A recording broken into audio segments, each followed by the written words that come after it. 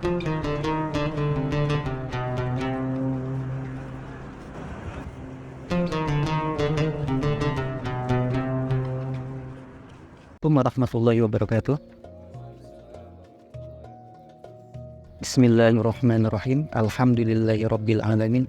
Wassalatullahi wassalamu alaihi wa ala alihi washabbihi ajmain. Amma ba'd. Pada pagi menjelang siang hari ini,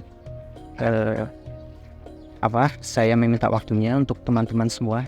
Ya, saya akan membacakan sedikit biografi tentang Syekh Muhammad Zaid Al-Kausari. Sebenarnya dalam membaca sejarah beliau, ya beliau sudah sangat masyhur sekali ya, Syekh Zaid Kausari. Dalam artian sebenarnya sirah dzatiyah atau biografi beliau itu layak tajulal bayan ya, karena sudah sangat masyhurnya. Tapi karena dari teman-teman Sabku itu ingin memperkenalkan, mungkin barangkali ada beberapa yang belum mengetahui, pada kesempatan ini saya akan memberi sedikit tentang biografi beliau. Dalam biografi kali ini saya akan membagi dalam sekitar mungkin empat kategori. Yang pertama adalah biografi, yang kedua adalah guru-guru beliau, guru dan murid beliau. Kemudian selanjutnya adalah karangan beliau dan metodologi yang beliau ikuti dalam mengarang karangannya. Kemudian terakhir masalah sedikit suri tauladan beliau ketika sampai di Mesir. Kemudian yang akhir adalah tahun wafat.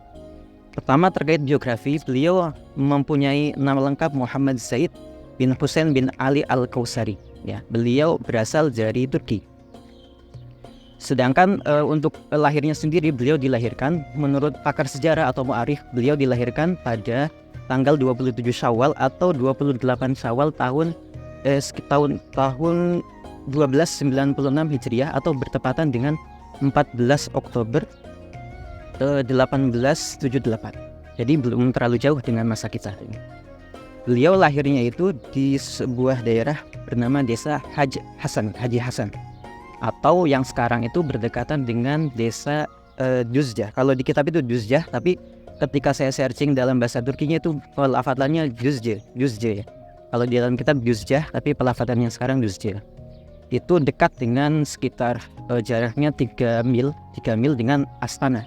Akan tetapi Astana yang biasanya disebutkan dalam tarikh bukan Astana yang sekarang ada di Kazakhstan ya, kalau tidak salah. Tapi Astana yang dikendaki adalah, artinya dalam bahasa Turki adalah ibu kota, sehingga bisa diambil kesimpulan bahwasanya Astana yang ada sekarang itu kemungkinan adalah Istanbul ya, bukan Astana yang ada sekarang. Kemudian beliau sendiri berasal dari etnis Cerkassia atau Adigul, Cerkas ya. Tapi bukan ada Zarkasi, bukan Mufasir, itu bukan Cerkas ya.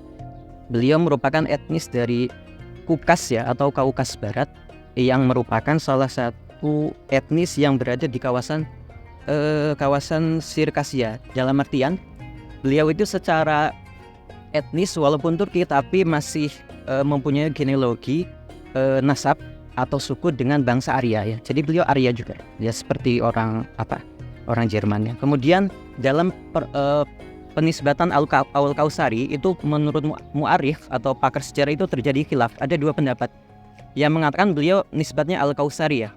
Al-Kausari ada yang mengatakan nisbat terhadap suatu desa yang bernama Kausar ya. Kausar yang ada di daerah tepi sungai Sis ya, atau Elsir, yang berada di daerah Kaukas juga. Kemudian menurut pendapat yang kedua, Kausari itu nisbat terhadap nama dari salah satu kakeknya. Akan tetapi ya sama, genealoginya bisa ditarik kesimpulan itu tetap di daerah Kaukas. Kaukas berarti sekarang itu sekitar daerah-daerah Tantan itu ya, Tan, Turki, Iran. Kemudian masa belajar, beliau itu belajarnya kalau yang terkenal kan beliau belajarnya di Jami Al-Fatih ya. Sultan Al-Fatih itu zaman dulunya itu hampir setara dengan Jami Al-Azhar. Akan tetapi sebelum belajar di sana beliau sempat belajar di Darul Hadis ya. Mungkin madrasah kecil lah kalau di Indonesia, sebelum melanjutkan di Jami. Di Jami sendiri beliau itu menyelesaikan sampai alamiah ya, atau doktorah lah kalau sekarang. Dan beliau itu menyelesaikan alamiah itu pada tahun 1325 ya, 1325 Hijriah. Pada saat itu taklim atau metodologi atau kurikulum yang diterapkan di sana itu umumnya ditempuh selama 15 tahun. Tapi beliau bisa menempuh dengan waktu yang cukup cepat ya. Beliau pada kisaran usia 29 tahun itu sudah mendapat gelar alamiah ya. Dan kemudian setelah beliau mendapat lulus, beliau itu langsung diangkat menjadi pengajar, dan kemudian tidak lama kemudian diangkat menjadi wakil masyaikh dari dinasti Utsmaniyah. Jadi beliau itu wakil masyaikh. Kalau sekarang berarti wakil, kalau nisbahnya sekarang mungkin wakil Azhar kayak Dr. Dua ini gitu. Beliau wakil masyaikhnya ya. Jadi mansibnya itu tinggi. Nah, kemudian karena Turki itu terjadi setelah perebutan kekuasaan dinasti Turki ya, Utsmaniyah dengan Mustafa Atatürk gitu ya, Mustafa Kemal Atatürk. Setelah beliau atau orang-orang dari revolusioner ya itu mengambil alih Daulah Utsmaniyah, itu kemudian yang membuat Syekh Al-Kausari itu pergi meninggalkan tanah kelahirannya. Beliau pergi ke Mesir ya, ke Mesir berlayar menggunakan kapal menuju Alexandria. Lah ketika pergi ke Mesir ini beliau tidak langsung bertempat tinggal di Mesir ya, tapi sempat bolak-balik. Beliau sempat ke Syam, kemudian kembali ke Kairo, kemudian ke Syam, ke Kairo lagi, kemudian baru beliau menginjakan kaki atau menetap di Mesir. Sedangkan guru-gurunya itu sebenarnya tidak terlalu masyhur ya, guru-gurunya beliau. Cuman salah satunya itu ada yang namanya Syekh Zainul Abidin ya, itu disebutkan Syekh Zainul Abidin. Adapun muridnya yang terkenal adalah Syekh Abu Huddah ya, masyhur ya. Beliau ngarang tentang membahat bersama hadis-hadis ya. Kemudian beliau itu ketika sampai di Mesir, beliau itu bekerja di Darul Mahfudot ya. Beliau menerjemahkan manuskrip ataupun dokumentasi dari bahasa Arab ke bahasa Turki ke bahasa Arab ya.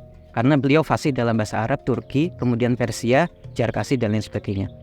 Kemudian beliau itu pokoknya ulama yang kemudian dalam karangannya itu beliau mempunyai karangan sekitar 50 karangannya. Itu yang karangan biasa, akan tetapi ketika taklikan ataupun takdim itu sangat banyak ya. Salah satunya karangannya Makulat Al-Kausari ya, menghimpun 50 tentang makulahnya beliau atau makalahnya beliau, kemudian dibukukan oleh muridnya. Kemudian karangan yang lain adalah Al-Madhabiyah ya, Kontoroh Al-Ladiniyah. Kemudian banyak lagi. Kemudian beliau mentakliki Al-Asma wa Sifat, mentakliki Tambihul Muftariyah, banyak pokoknya. Kemudian metodologi dalam menulisnya beliau itu sudah menguasai ilmu secara nakliyah dan akliyah ya, makanya kuat. Kemudian metodologi keduanya, kenapa tulisannya adalah bagus, sangat bagus sekali. Yang kedua karena fikrul manhaji ad-daqiq. Kemudian ketika sampai di Mesir, karena menyikat waktu, beliau itu sempat ditawari oleh Syekh Abu Zahra untuk mengajar di Jami'atul Hukuk ya, Jami'atul Hukuk yang ada di Jami'ah Al-Qahirah. Disuruh ngajar di Rosa Ulia ya kalau nggak salah. Cuman beliau menolak ya. Tapi kata Syekh Abu Zahra mengatakan, ya Syekh Al-Kausari, Anda itu ulama yang sangat besar. Anda itu ketika mengajar pasti orang-orang mahasiswa akan taslim semua lah. Dalam artian walaupun mengajarnya kurang optimal karena beliau sudah usia sepuh ya, udah usia tua, tapi dengan nama besarnya beliau, murid-muridnya pasti akan merasa takjub ya. Akan tetapi Syekh Kausari menolaknya. Kata Syekh Al-Kausari adalah at-tadris amanah. Kata beliau, at-tadris itu mengajar amanah. Dan beliau karena kondisi badannya sudah tidak fit lagi, beliau tidak mau untuk mengambil amanah tersebut, karena beliau merasa tidak mempunyai kekuatan yang lebih ya. Kemudian setelah mendengar itu, Syekh Abu Zahra itu merasa sangat kagum ya. Kemudian beliau menyindir para dosen-dosen yang mengajar di Jami'ah Al-Qahirah, yang mana ketika ngajar itu tidak memberikan ilmu baru terhadap muridnya ya. Bahkan kata beliau itu, Syekh Kausari, padahal beliau dalam kondisi yang sangat fakir, beliau itu tidak mau menerima mansib untuk mengajar. Padahal dosen-dosen yang ada saat itu ketika ngajar tidak memberikan faedah apapun. Dalam artian ya nggak memberi ilmu yang baru gitu loh. Tapi Sukosari dengan kealimannya, dengan kebutuhan beliau untuk hidup, untuk berobat, beliau menolak itu karena at-tadlis amanah. Kemudian setelah itu beliau wafat pada tanggal 19 Dzulqa'dah 1371 Hijriah atau 11 Agustus 1952 Masehi dalam usia 75 tahun ya. Berarti nggak lama, beliau mungkin sekurun dengan Syekh, tidak lama wafat setelah Syekh Hasyim Asy'ari ya. Kemudian Syekh Salim ketika mendengar cerita tadi tentang perjumpaan Syekh Abu Zahro yang menawari Syekh Kausari untuk mengajar kemudian ditolak dengan halus, beliau mengutip suatu syair yang mengatakan bahwa ya lailu ainan naru inni taihun hal tangqodi am laisa ba'daki nuru. Wahai malam, apakah di mana cahaya? Apakah aku kehilangan cahaya? Apakah dia tidak akan datang? Atau selamanya dia tidak akan datang untuk menjemput kami yang butuh terhadap sinar yang sangat mencerahkan.